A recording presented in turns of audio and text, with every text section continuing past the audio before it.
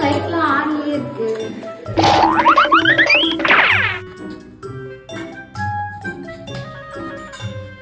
இன்னும் யாரும் வீட்டுக்கு போகாம இருக்கீங்க? என்னாச்சு ஒரு மாதிரி இருக்க? ஒன்றும் இல்லைக்கா.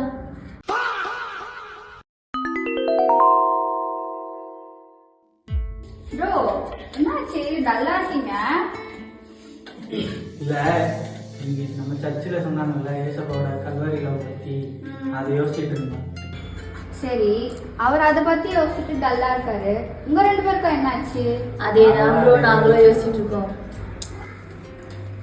சரி என்னாச்சு சொல்லு. மனசே சரியில்லை.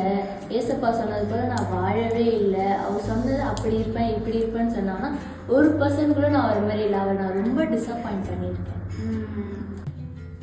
ப்ரோ சரி உனக்கு என்னாச்சு? உன் பிரச்சனை சொல்லு. இல்லை ப்ரோ, நான் கூட ஏசப்பாவை ரொம்ப இக்னோர் பண்ணிக்கிட்டே இருக்கேன்.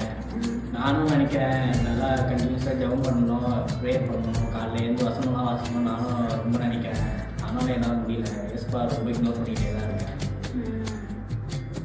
சரி நான் உட்காந்துக்கிறேன். ப்ரோ உனக்கு என்னாச்சு ப்ரோ சொல்லுங்க.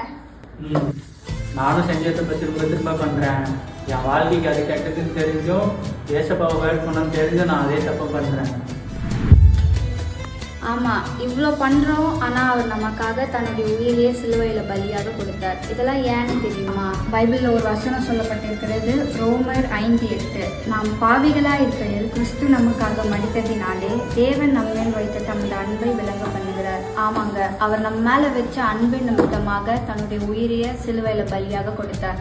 அவருடைய அன்பு ஆழமானது, அகலமானது, நீளமானது, அளவற்றது. That's Calvary.